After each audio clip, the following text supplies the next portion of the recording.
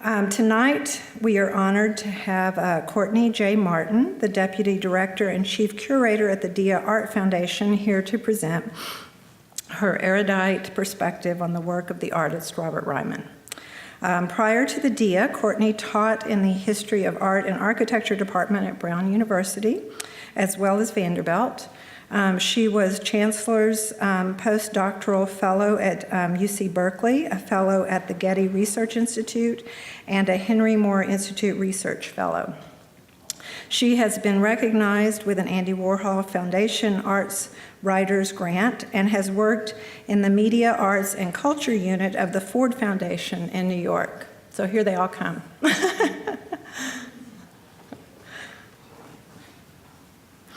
With a doctorate from Yale for her research on 20th century British art, she has written on numerous artists, including from this museum's collection, to name just two of many, Ed Ruscha and Yinka Shanabar. In 2012, Courtney curated a focused display at Tate Modern, Drop, Roll, Slide, Drip, Frank Bolling's poured paintings, 1973 to 78. From 2008 to 2015, she co-led a research project on the Anglo-American art critic Lawrence Alloway at the Getty, and she is co-editor of Lawrence Alloway Critic and Curator, Getty Publication 2015, which won the 2016 Historians of British Art Book Award. In 2015, Courtney curated Robert Ryman at the Dia Art Foundation, which is, of course, the impetus of tonight's lecture, and which could not make me happier.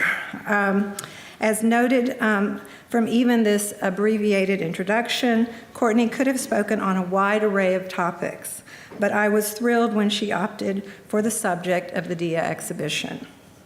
I am especially enthusiastic about her remarks in a Wall Street Journal review of the show. Quote, "White is what everyone thinks of when they think of Ryman.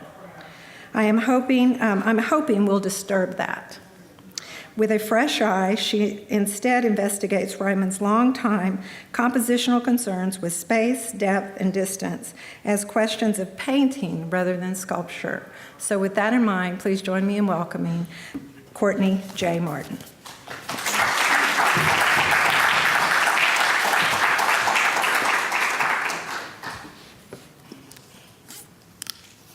Hi.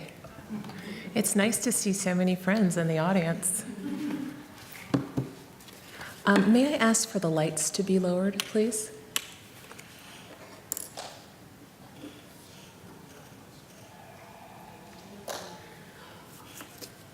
I'm really just putting this slide here because it's just a really good one. It's showing Bob in his studio in the 90s, and it's looking over onto him from the top. His studio is actually a former space where theater productions were staged, so it is incredibly a huge height of ceilings, quite narrow actually, and so he can do a lot of his large-scale works right there and kind of restage exhibitions.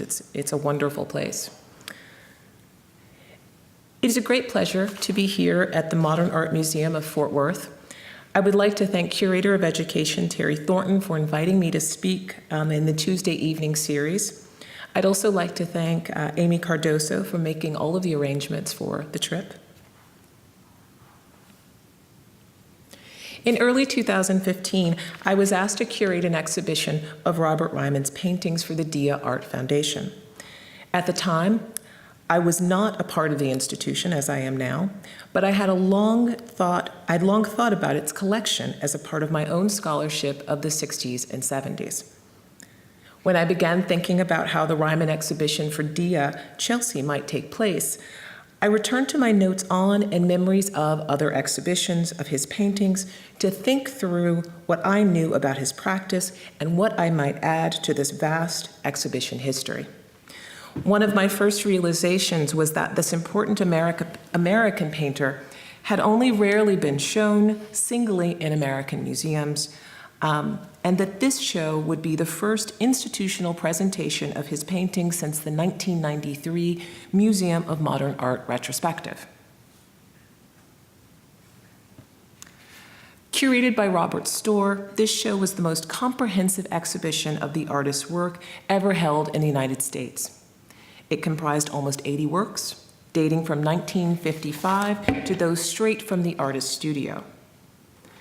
Due to Ryman's renown in Europe, many of these works had not been seen in many years or ever in the United States.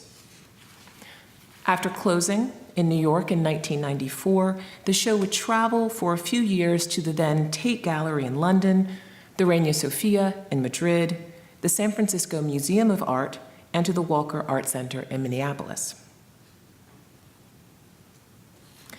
Central to this exhibition was the recovery of paintings that reframed the ways in which Ryman was viewed by the public. For many, Ryman painted small, all-white squares. That's it. Storr brought out color, technique, and scale to dissuade this limited view of Ryman. Perhaps the most notable inclusion was the orange painting.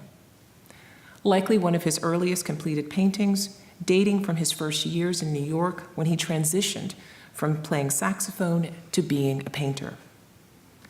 While researching this show, I learned from one of Ryman's close friends and a frequent curator of and writer about his work, Naomi Spector, that she once went to Nashville, Tennessee to retrieve this painting from Ryman's family.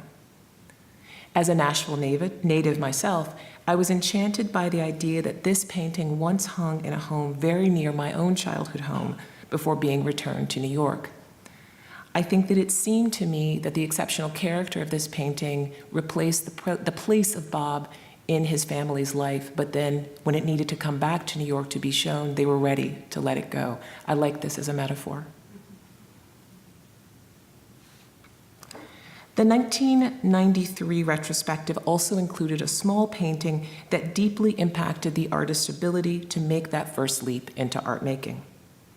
Titled To Gertrude Mellon, the painting was purchased by Mrs. Mellon from the staff exhibition at MoMA in 1958.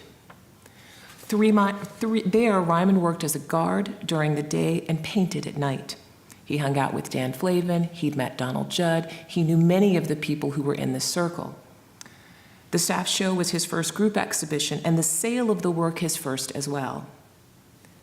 In viewing this painting, I imagine that its diminutive size belies its deep import as a crucial incentive to keep painting and to keep showing his early work. This is not an insignificant objective for an untrained painter as Bob was. He trained as a musician, not as a painter. I knew that my show needed to highlight color and the ways in which color was present in his earliest through to his latest works, even if much of the field only discussed the achromatic surfaces of these same works. It is for these reasons I thought it important to include this painting in the Dia show.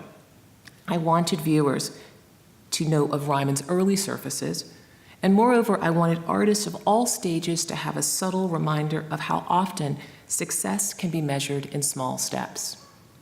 It is for these reasons that I hung it next to the large painting from the 1980s so that all might see scale as something that can be fine-tuned for effect. From the 1993 show, I turned to a show that I had never seen, the 1972 Solomon R. Guggenheim Museum exhibition. Curated by Diane Waldman, this show was the artist's first solo exhibition in a New York museum. It presented 38 of his works dated from 1965 to 1972. Crucial to this show was the inclusion of large-scale works that showed not only Ryman's ability to inhabit space, but also his ability to use materials not known for their volume or for their mass. Classico 4 is one of a series of compositions consisting of multiple paintings, multi-panel paintings made from the purposeful brand of Classico paper. For each work in the series, Ryman attached a configuration of heavy, creamy white sheets of the paper to a wall with masking tape, painted the sheets with a shiny white acrylic paint, then removed the tape when the sheets were dry, mounted each of those sheets onto foam core, and then reattached each one to the wall in a grid. The Classico series differs in the organization of paper sheets, the number of panels, the configuration of tape traces, and the painted shape, yet they share an emphasis on the thinness of the support surface and its alignment with the wall, and the monumentality conceived of as an accumulation of parts. And I just want to point out here, I'm not sure if it's harder to see, perhaps those in the back can see it really easily, but this is where you see the paint outline, but each of these is actually painted individually, and then they are refitted together to make this whole grid. So you get spatters of paint down here, and then you get closer up and you feel you're almost to the edge, whereas there's a lot of space here between the end of the painting and the edge of what would be the canvas. For the Gia Chelsea presentation, I located Classico 6, a work from 1968 that demonstrated Ryman's interest in working larger, demarcating space, and manipulating the soft property of paper into a seemingly hard support. It is a compelling work made more so by its installation. It is now attached to the wall panel by magnets, so each one is actually stuck on with magnets. I noticed upstairs that there is a Teresita Fernandez work that includes the use of magnets as a form of the installation as well, and I thought that was a compelling comparison between the two, because the magnets, of course, are not visible, and yet it is exactly that invisibility that makes them so important to the piece. A part of the artist's own collection, Classico 6 is currently on view in Beacon in place of another that was sent out for conservation. I've spent the last month or so being reminded of how complicated it is to use thin sheets of paper as a base for painting practice.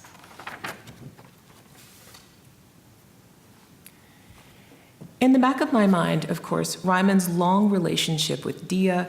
His first solo show, of course, was held at Dia in 1988. This really held sway over what I was thinking about what to do with this show. Curated by Gary Garrels, the show inaugurated the Dia Collection's transition from being a public-private entity that only presented parts of its collection to being a fully fledged museum that would arrange exhibitions of works by artists not in the collection, which was true of Ryman at the time. He was not in our collection. That show led to Dia's first exhibition catalog and to some of the same principles that Dia holds to the present, such as working directly with living artists as fully as possible. On the then remote 22nd Street between 10th and 11th Avenues, this was one of the first real museum exhibitions of art to be held in what is now the Chelsea district of New York. That was supposed to be a nod towards the exoticism of the idea of New York having this kind of lonesome space, which is completely gone. To that end, when Dia moved from 22nd Street to the Hudson River Valley in 2003, Ryman worked closely with the staff to select, arrange, and install his long-term installation at Dia Beacon. These rooms represent Ryman's exacting vision for his works in this place at that moment. It is, to my mind, one of the best examples of why working with artists can be so fulfilling.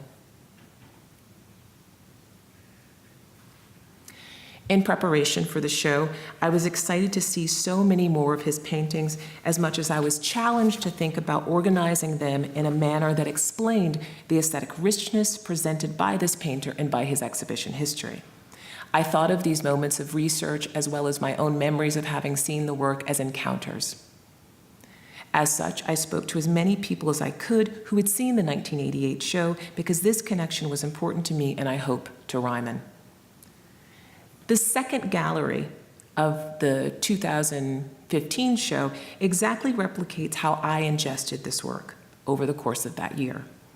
There were the works that demonstrated Ryman's understanding of the relationship between the painting and the wall by way of fasteners, hardware, and what I thought of as sure-handed determination. In other works, Ryman's sincere and long-term experimentation with the interaction of light and color on the canvas is front and center. These works are adjacent to others that demonstrate a material curiosity and a willingness to experiment in the field of metals. Here, for example, is the wall that makes plain the profoundly frustrating and fulfilling conversations that many painters have with the edges of their compositions.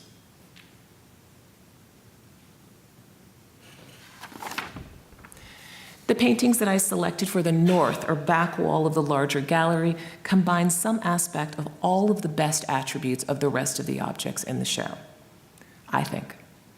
From the onset of organizing the show, I was struck by their formal complexity, cool surfaces, and multiple engagements with space. All completed within a few years of each other in the 1980s and with a limited range of tools and materials, yet they do not form a series or a named group like many others in his practice do. Dia's long commitment to minimalism also means that any artist within the sphere of Dia is also appointed a minimalist, whether they like it or not. Ryman, however, didn't agree with this and didn't follow this line. Does not, I should say. He still does not agree with this and does not follow this line. Though he was familiar with those artists and with their work, he was a painter who saw himself as such, but despite the terms by which he delivered shaped canvases. Taken together, or examined one by one, these works have led me to pose larger questions about the state of the three-dimensional object in Ryman's painting practice. And just to be clear here, even if we end up seeing objects that we would all, I think, arguably call sculptural to some degree, Ryman really insists that these are paintings and should be described as such. Despite the seeming two-dimensionality of most of his paintings, as early as the mid-1960s, curators, critics, and viewers were aware of the possibility of the object within his output.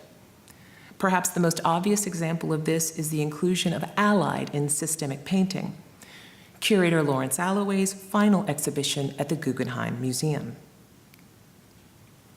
On view throughout the fall of 1966, the show featured 28 New York-based painters in an installation that encompassed almost the entirety of the museum. Ryman joined a list that included Joe Baer, Ellsworth Kelly, Kenneth Noland, Frank Stella, and others. Though each artist took a different approach, most worked in a large scale, utilized high-keyed colored, and many employed various innovative methods such as shaped canvases or enameling directly onto a canvas.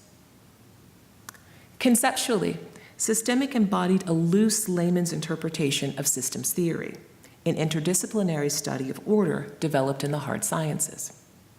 Notable to critics and viewers, however, were the large number of paintings that were rendered in relief, this sense that paintings were moving out from the wall into open space. Though the show lacked a conclusive explanation of the relationship between systems theory and painting practices, the prevalence of objects that lived between the painting and the sculpture binary was a feature that defined the show and best illustrated something about the systemic. Within this curatorial concept and installed in the museum's demonstrative architecture, Allied could be seen for its potential toward dimensionality. In fact, Alloway described this potential as matter painting, a form that he placed halfway between painting and sculpture, not unlike Donald Judd's understanding of the specific object, save for the point of departure. Alloway started from the point of view of painting and Judd from sculpture. As objects, matter painting was decidedly abstract and devoted to occupying literal space, rather than creating the illusion of space. While this may not have been a true reflection of Allied's actual physical characteristics, its presence in the exhibition makes the most sense as a sort of meditation on what the space around a painting might add to the composition just at the moment at which Ryman claimed literal space as a constituent of his compositions.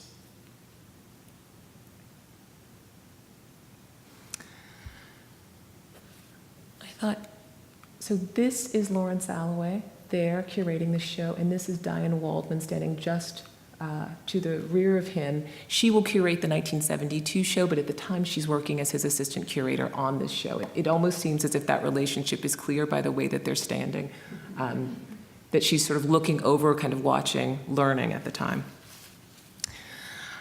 I was inspired by this image when I spoke with Diane. I asked her when she first started thinking about her 1972 Ryman show that would become the artist's first solo show in New York, first solo museum show, rather, in New York. She told me that Ryman's work had stood out to her early in her career and that working on systemic painting was not the first time that she'd encountered him, but she was very interested in his placement in the show and had been wandering around Soho and West Broadway really looking for these paintings.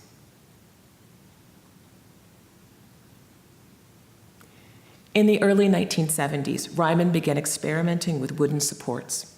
The experimentations are concurrent with others in metals and plastic that he undertook in the same decade. Perhaps it is the aftermath of the space race and the prevalence of new materials that the aeronautics and space industries released into the open market that supported Ryman's natural curiosity about ground. Or, as other writings suggest, the wooden support was simply a problem to be solved.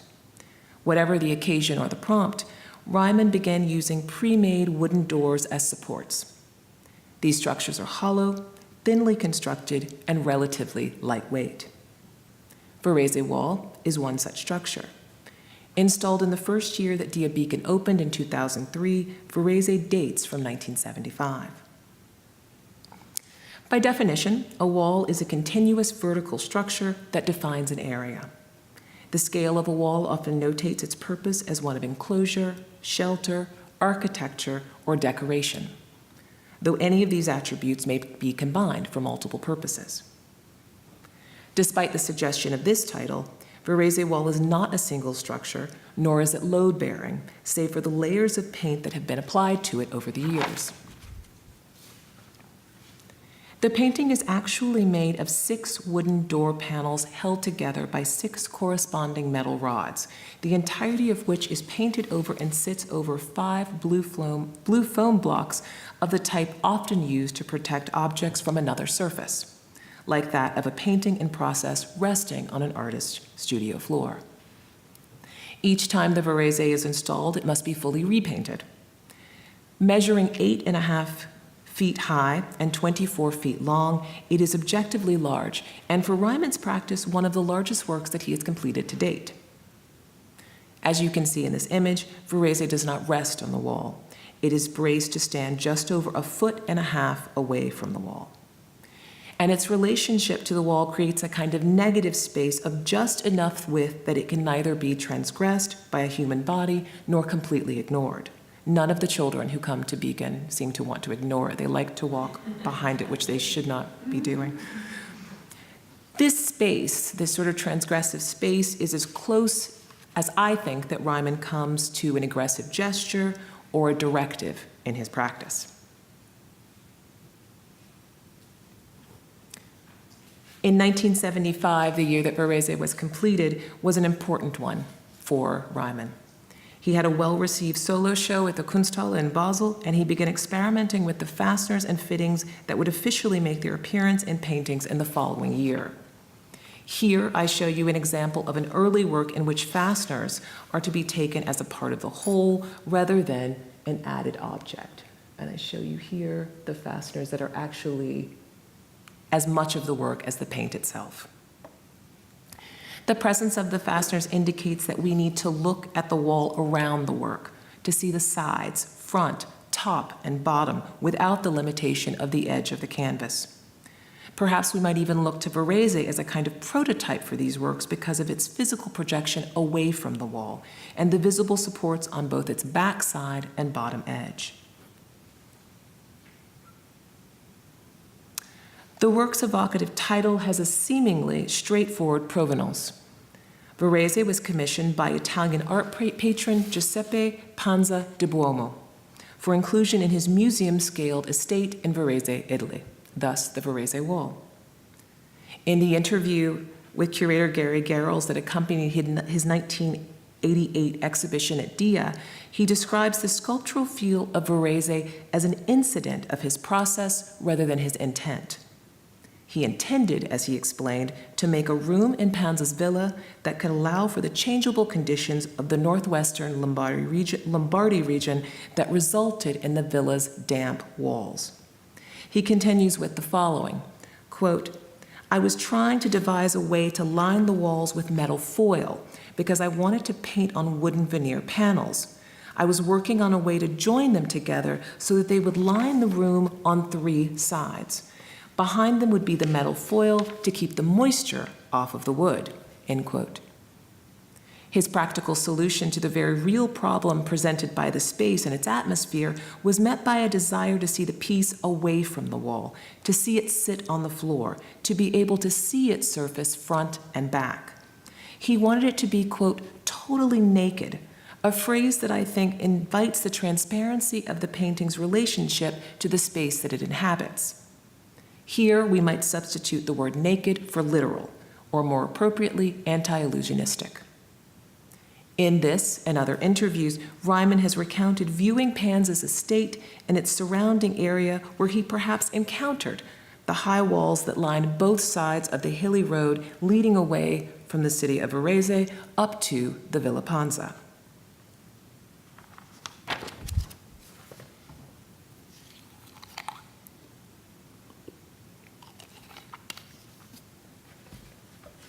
We should all have more time just to look at this, just in case. Varese, of course, is the site of the Sacro Monte di Varese, the Sacred Mount of Varese, the well-worn mountaintop pilgrimage site that charts the mystery of Christ's life. The holy road that leads to this site is also lined on both sides by a low stone wall. I point out this occurrence not to suggest a one-to-one match of the Varese wall's extended surface based on either account or location. Rather, I use these examples to point to what I think is at stake in constituting a painting as an immovable object. How might we encounter this work not as sculpture or architecture, but as material permanence?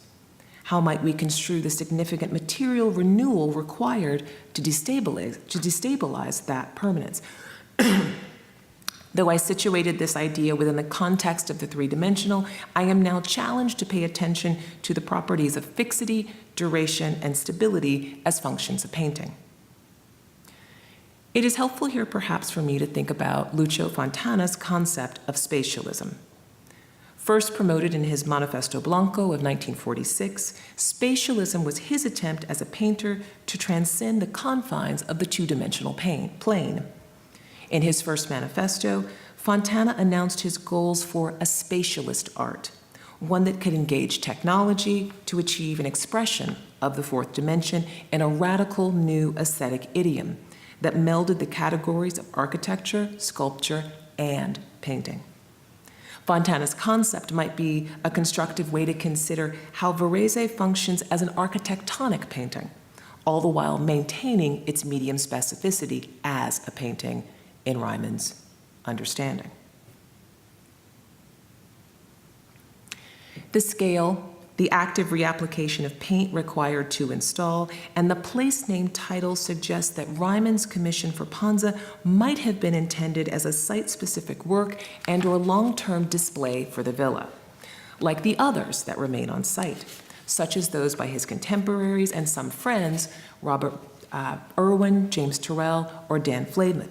His permanent installation in the Villa Panza is seen here.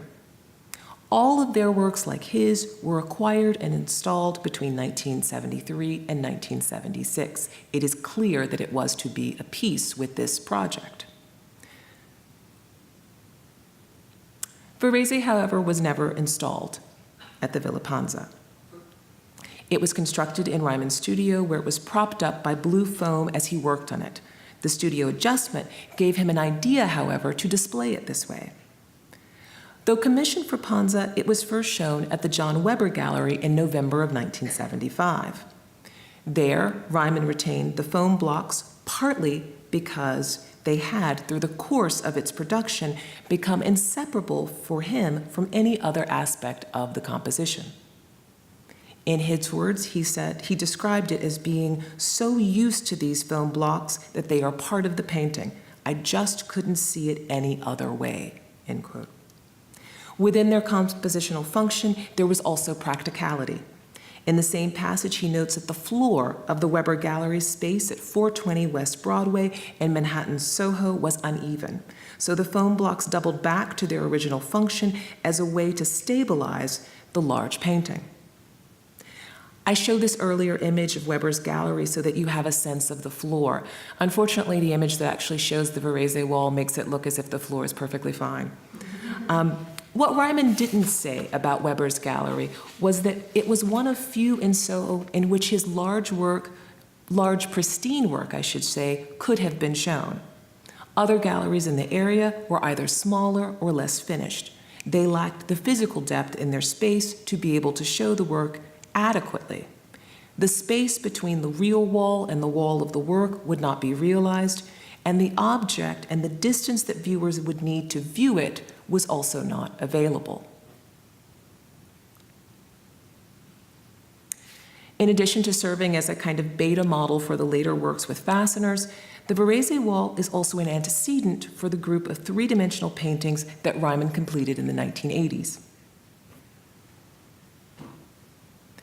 Without name or designation as a series, these paintings have a specific place within the practice. In the early 1980s, Ryman began working with a fabricator, a stretcher maker, named Josh Beguyer in Brooklyn. He had previously made other stretchers and supports for him and had been to Ryman, I think, a kind of fix-it-all person who came up with great solutions to Ryman's many problems with the ways that he wanted to approach his canvases. With Beguyer, he developed an aluminum or fiberglass honeycomb lattice structure that would form the interiors of the support. Paint could then be applied onto them. This structure was both a replacement for and improvement on the thin, hollow panels used for the Varese wall. Here I show you an example of the type of honeycombed interior, next to an example of the type of hollowed panel used in Varese wall. So you see that open space here, and then you see how the space has actually become full with another material, but is actually much more lightweight and far more durable. Lightweight, more resilient, definitely more durable, these new supports could be formed in ways that matched Ryman's thinking about surface and ground, but they did not need to be repainted each time they were shown, as is the case with Varese. Nor did these new works require metal rods for stability. To my knowledge, there are only 7 of these paintings, and of those 7, only 3 are at a substantial relief to be described as fully three-dimensional. These are pace, factor, and pair navigation. The three-dimensional paintings were first shown from February to March of 1984 at the New York outpost of what was then Gallery Mate Lalonde, which later became the Lalonde Gallery. This space was a temporary office on 57th Street that was used before the new gallery in New York would open. Both were established as a way to serve or mind the French gallery's American artists, such as Edward Kienholz, Jim Dine, and Ryman. This exhibition of 3 works was a kind of preview for the larger show in Paris that opened later in the spring of 1984 and featured all 7 in the group. In the New York display, factor and pace dominated the small area, giving way to a sense that these works were overtly monumental, a physical departure from the Ryman known for his small, painterly white squares. The fabricated works are a result of his investigations in the decade prior into radical modes of painting and presentation. Take pace. The painting is a small square placed horizontally. From this position, its face, as it were, is positioned for the viewer to look onto it from above. So there, you sort of stare down on top of it, or from the top of it. From a slight distance, the narrow band of redwood indicates the edge of the canvas, suggesting that this is a painting on a solid wooden panel, which of course it is not. Instead, it is a fiberglass construction painted over a reflective white enamel. The small wall fasteners hold the work in place, while the long, thin aluminum legs make a show of the verticality of the painting. They are in fact not necessary to keep it standing. It would be easy to describe this work as sculptural, and perhaps even easier to categorize it as minimalist.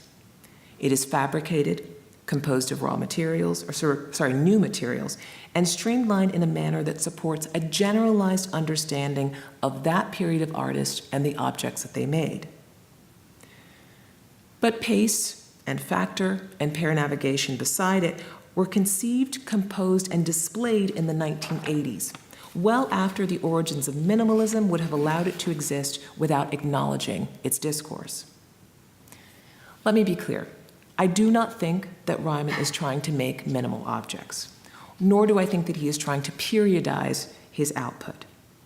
Rather, I think he knew full well what criticisms would be lobbed at him and how the work would be received. In this case, largely it has been overlooked to the sort of depth of the rest of his painting practice. And yet, why would someone so sure of their materials and their functions make objects that obscured their own construction? Why would he knowingly place these objects at heights that allude to a familiar strain of domesticity, if not also a period of design? I looked at all of these examples as a series of encounters that one might have toward the practice rather than away from it. While I do not have the big answers to these questions, I am certain that what is happening with these paintings is strategic. There is a way in which one cannot look at these works and not take seriously the innovation of contemporary painting, both then in the 80s and now. These works force us to look above and below, while looking from above, below, and around. They demand a viewership that is engaged, somewhere between forcing viewers to become spectators or participants. In each, the canvas, as it were, has become a plane that is a total field. I'm borrowing this concept of field from Pierre Bourdieu's use of the term field, wherein a field, like art, is constituted by the set of ever-shifting conditions that determine its corpus at any one time. In Ryman's three-dimensional paintings, or our field, well, you know what it looks like. Our field starts with the painted plane and extends out to the rest of his practice to see the painting as a realm of potential meaning that cannot be reduced into its parts. In 2017, the show traveled to the Jumex Museum in Mexico City, making this Ryman's first show in Latin America. My insistence on space, depth, and distance has served as a way for me to comprehend how these works, those three, fit inside of his whole practice as one-to-one paintings as well as a part of a group. I think of them as encounters. I hope that these concepts help viewers do the same in their encounters with these paintings. Thank you.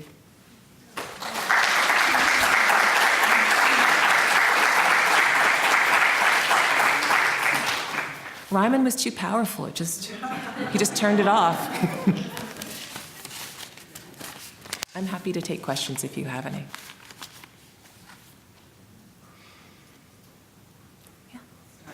I know that your interest goes beyond the use of white, but could you talk about that transition in his career when he went from color to white, and your point about surface being seeming to be all important to him, to me makes a lot of sense as to why he might then go to white. But could you talk about that? Sure.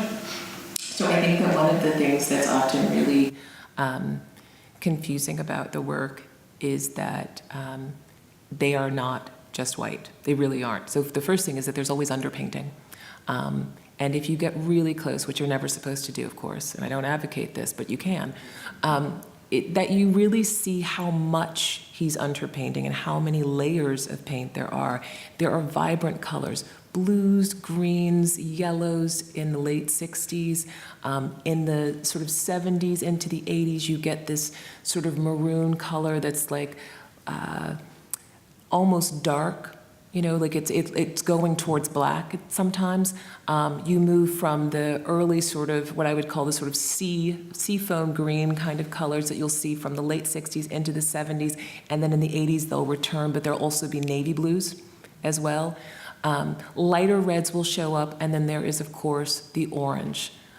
which is there in so many of those early paintings and will occasionally make a reappearance later on. I feel at times like I'm looking at those works to try to figure out what exactly is there, because there is no record of how he underpainted or what he underpainted with.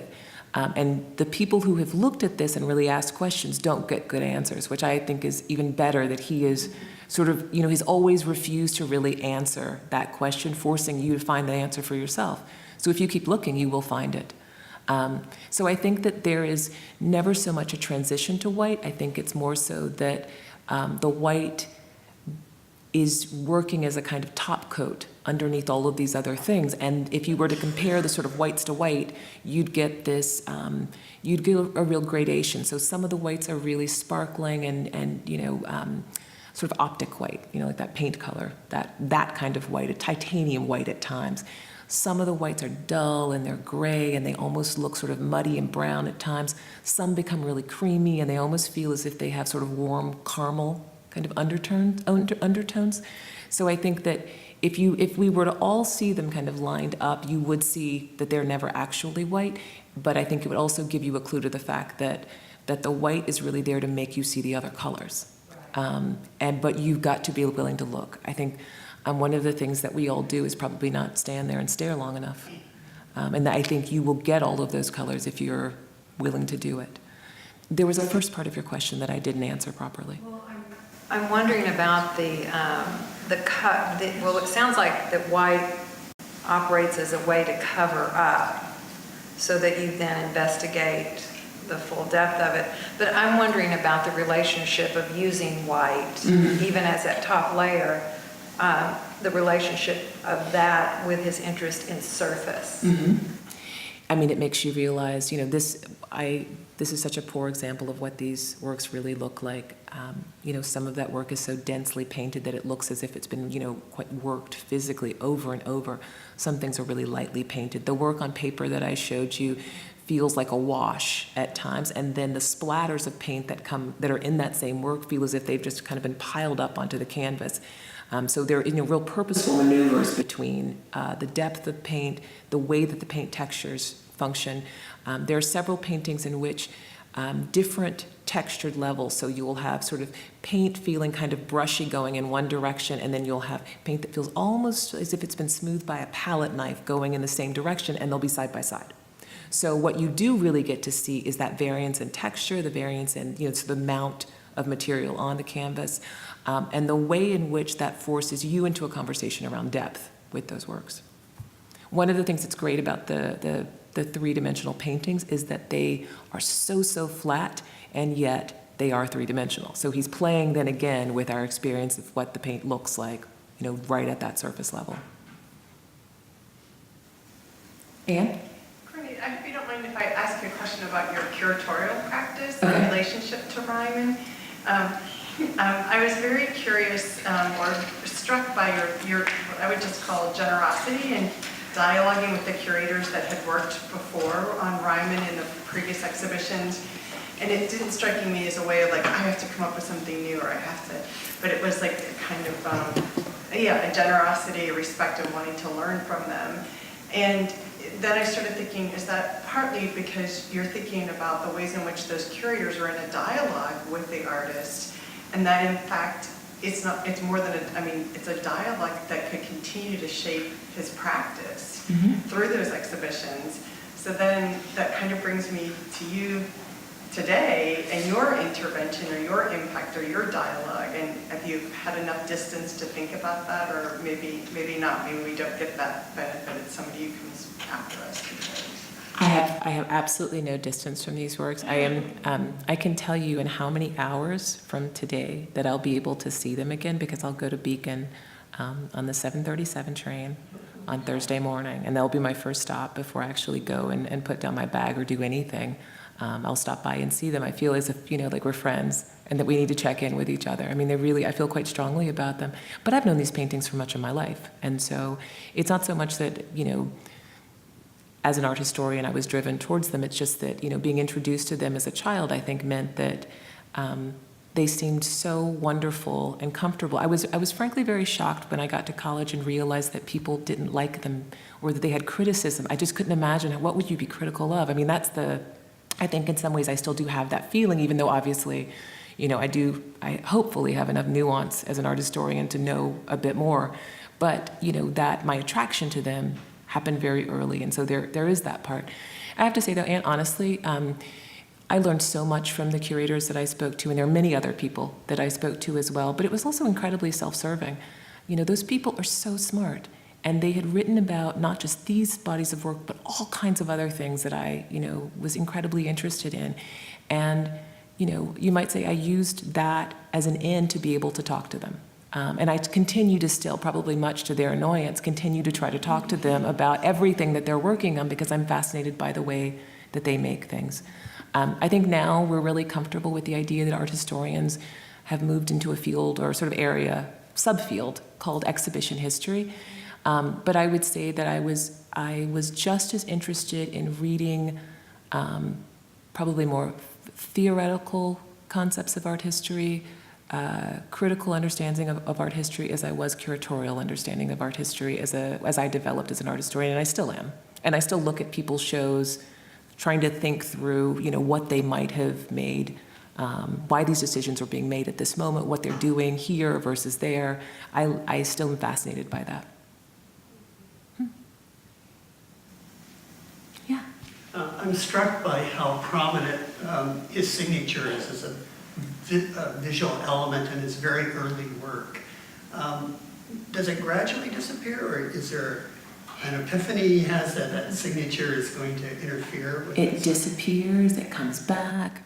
It makes these returns in different places, and I thought maybe there was some sort of rhyme or reason to it.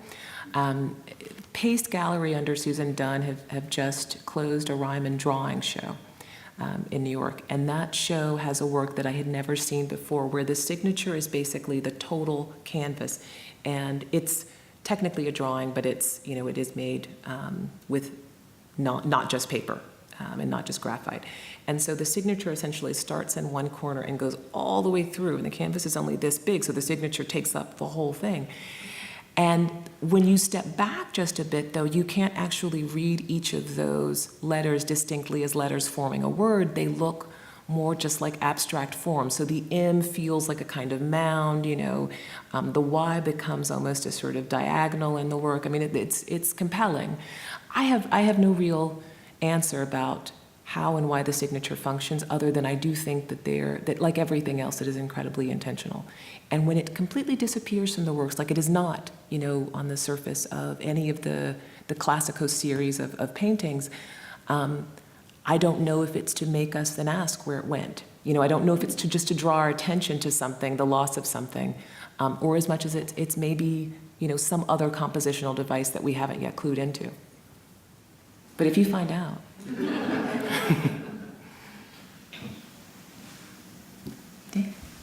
So I was focused on the word encounter. You were focused on? The word encounter. So you bring up the word encounter, and especially the works in the 80s. And I don't know if this is a question, I'm not sure, but I was curious about his outreach from that point, because when I saw, I believe it was Pace, when you're showing the slide of Pace, I kept thinking of Sandbag. Mm-hmm. And when you said encounter, then I look at that and I think about that moment where you come upon the sandbag and you're like, that's an encounter. Exactly. As it's just string, you know what it is, but it's such a moment.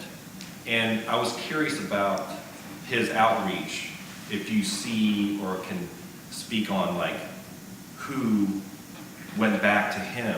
Because in a weird way, I kind of saw with those planes and panels and moving away from the wall, I see Bickerton, I see all these other things. Sure. So I'm curious about what you feel his outreach was, or maybe even influence in some way past that.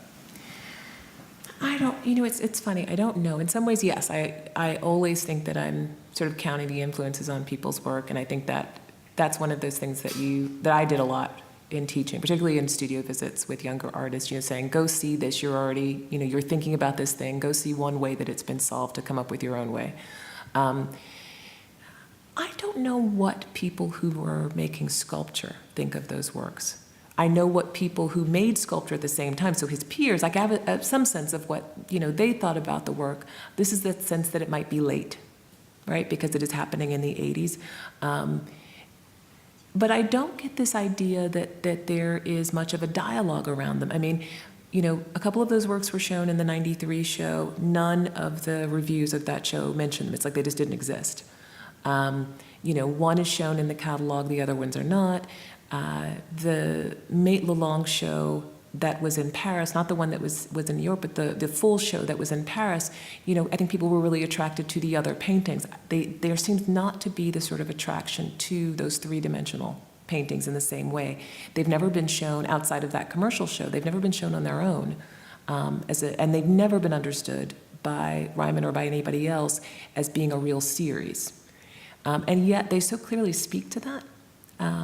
And they speak to this sense of, you know, I think that probably one of the questions that he's dealing with, and I don't think he's alone, I think Joe Baer is also in this conversation, I think somebody like Ken Noland is of course there as well, is something that, you know, this sense of there being a minimal painting practice, right? And that it has to be called as such because clearly they aren't minimalist because they don't really make 3D objects and they haven't adhered to the rest of the kind of open space idea. And yet, it is confusing to me that you couldn't think about open space just because you're using the wall as a part of your space. And I think they were. So more so, I think it frees up a lot of people to do things they want to do. I think it also, you know, it allows people who will come about in the 90s, I think this is where you get to someone like Ashley Bickerton, you know, that kind of generation of people, you know, there's a real freedom around calling things that calling your objects by what you decide them to be, even if they appear to be something else. And so I think, you know, I look at a lot of the people right now who are making paintings inside of installations and really want to call themselves painters, even though there is this, you know, kind of armature around them of the installation itself, of which they also still feel connected to.